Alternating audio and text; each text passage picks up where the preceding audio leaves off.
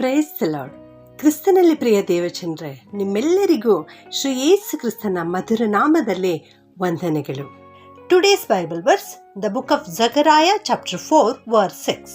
You will succeed not by military might or by your own strength, but by my spirit. ಜಕರ್ಯನ ಪ್ರವಾದನೆಯ ಗ್ರಂಥ 4ನೇ ಅಧ್ಯಾಯ 6ನೇ ವಚನ. ಪರಾಕ್ರಮದಿಂದಲ್ಲ, ಬಲದಿಂದಲ್ಲ, ನನ್ನ ಆತ್ಮದಿಂದಲೇ ಎಂಬುದು ಸೇನಾಧೀಶ್ವರ ಯೆಹೋವನ ನುಡಿ.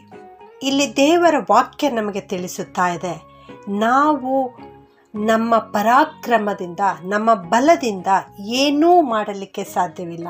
ಆದರೆ ಕೇವಲ ಕರ್ತನಾದ ಯೆಹೋವನ ಆತ್ಮನಿಂದ, ಪರಿಶುದ್ಧಾತ್ಮನ ಸಹಾಯದಿಂದ ನಾವು ಎಂಥದ್ದೇ ಕಷ್ಟಗಳು ಬರುವಾಗಲೂ, ಯಾವ ಯುದ್ಧಗಳು ಇರುವಾಗಲೂ, ದುರಾತ್ಮನ ಸೇನೆಗಳ ವಿರುದ್ಧ ನಾವು ಹೋರಾಡಬೇಕಾದರೂ ದೇವರ ಆತ್ಮನ ಬಲದಿಂದ ನಾವು ಹೋರಾಡಲಿಕ್ಕೆ ಸಾಧ್ಯ ಎನ್ನುವಂಥ ಮಾತನ್ನು ನಾವು ನೋಡುತ್ತಾ ಇದ್ದೇವೆ ಪ್ರಿಯರೇ.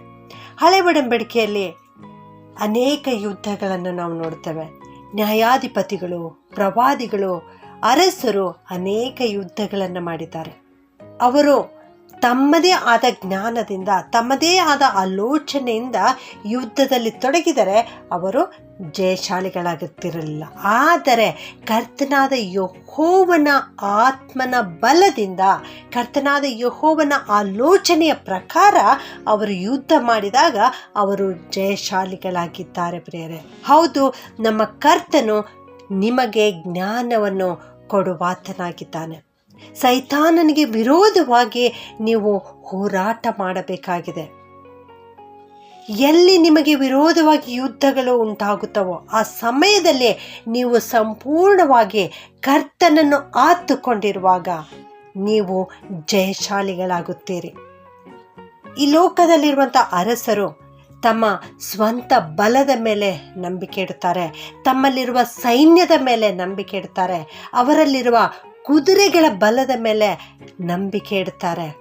ಆದರೆ ಜಯ ಕೊಡುವಾತನು ಯೆಹೋವ ದೇವರಾಗಿದ್ದಾರೆ. ನೀನು ನಂಬಿಕೆ ಇಡುವುದು ನಮ್ಮ ಕರ್ತನಾದ ಯೆಹೋವನ ಮೇಲೆ. ದೈವಿಕ ಜ್ಞಾನ, ಪರಿಶುದ್ಧಾತ್ಮನ ಬಲ ನಮ್ಮ ಮೇಲೆ ಇಳಿದು ಬರುವಾಗ ನಾವು ಈ ಲೋಕದಲ್ಲಿ ಜಯಶಾಲಿಗಳಾಗಿ ಜೀವಿಸುತ್ತೇವೆ. ಆದುದರಿಂದ ನೀನು ಕರ್ತನ ಜ್ಞಾನದ ಮೇಲೆ ನಂಬಿಕೆ ಇಡು, ಪರಿಶುದ್ಧಾತ್ಮನ ಬಲದ ಮೇಲೆ ನಂಬಿಕೆ ಇಡು.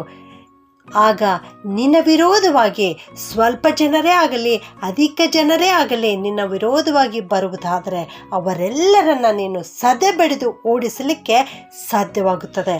ಜ್ಞಾನೋಕ್ತಿ 21:31 ದೇವರ ವಾಕ್ಯ ಈ ರೀತಿ ಹೇಳುತ್ತದೆ, ಯುದ್ಧ ದಿನಕ್ಕಾಗಿ ಅಶ್ವಬಲವು ಸನ್ನದ್ಧವಾಗಿದ್ದರೂ ಜಯವು ಯೆಹೋವನಿಂದಲೇ ಎಂಬುದಾಗಿ. ಹೌದು, ಯುದ್ಧ ದಿನ ಗೊತ್ತಾಗಿದೆ.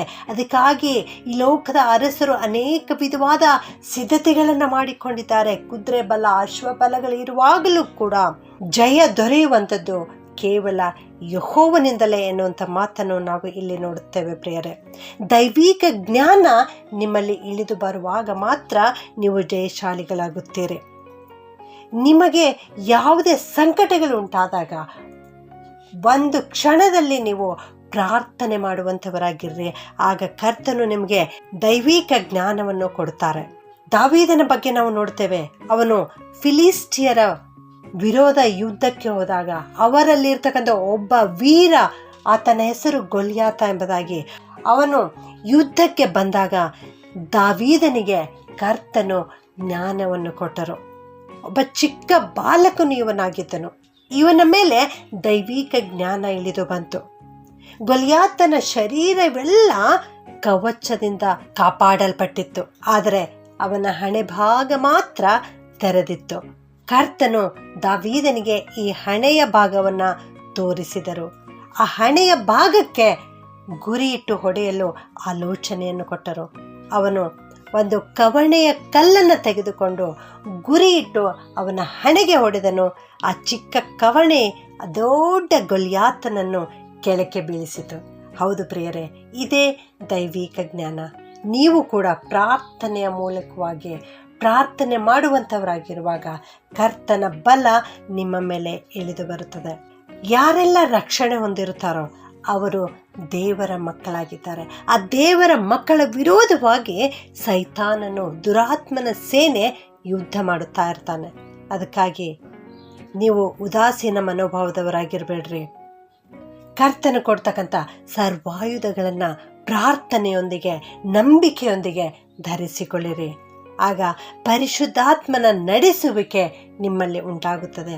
ಆಗ ನೀವು ಯುದ್ಧದಲ್ಲಿ ತೊಡಗುವಾಗ ಖಂಡಿತವಾಗಿಯೂ ಜಯವನ್ನು ಹೊಂದುತ್ತೀರಿ.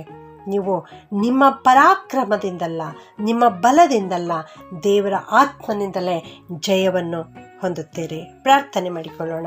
ಪರಿಶುದ್ಧನಾದ ನಮ್ಮ ಪರಲೋಕದ ತಂದೆಯಾದ ದೇವರೇ, ನಿನಗೆ ಸ್ತೋತ್ರ ಉಂಟಾಗಲಿಯಪ್ಪ. ನೀನು ಸೇನಾಧೀಶ್ವರನಾದ ಪ್ರಭುವಾಗಿದ್ದಿ, ನೀನು ಸೈನ್ಯಗಳ ಅರಸನಾಗಿದ್ದಿ, ನೀನು ಸೇನಾ ನಾಯಕನಾಗಿದ್ದಿ ದೇವರೇ. ಅದಕ್ಕಾಗಿ ನಿನಗೆ ಸ್ತೋತ್ರ ಸಲ್ಲಿಸುತ್ತೇವೆ ಸ್ವಾಮಿ.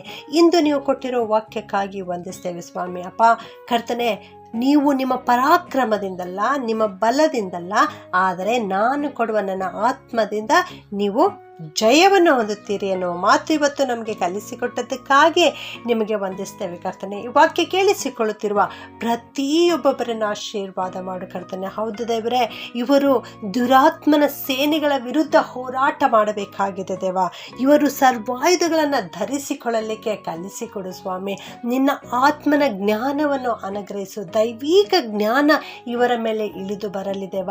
ವಿಶೇಷವಾಗಿ ಎಲ್ಲ ಯೌವನಸ್ಥ ಮಕ್ಕಳಿಗಾಗಿ ಪ್ರಾರ್ಥನೆ ಮಾಡುತ್ತೇನೆ ಸ್ವಾಮಿ. ಅವರೆಲ್ಲರ ಜೊತೆಗೆ ನೀನಿರು ಸ್ವಾಮಿ. ಅವರ ಸುತ್ತಮುತ್ತ ನಿನ್ನ ಸೈನ್ಯವನ್ನು ಇರಿಸಿ ಪ್ರತಿ ಕ್ಷಣದಲ್ಲಿಯೂ ಕಾಪಾಡಿ ನಡೆಸಬೇಕಾಗಿ ಈ ಪ್ರಾರ್ಥನೆಯನ್ನು ಯೇಸುವಿನ ನಾಮದಲ್ಲಿ ಪ್ರಾರ್ಥಿಸಿ ಬೇಡುತ್ತೇನೆ ತಂದೆಯೇ. ಆಮೆನ್.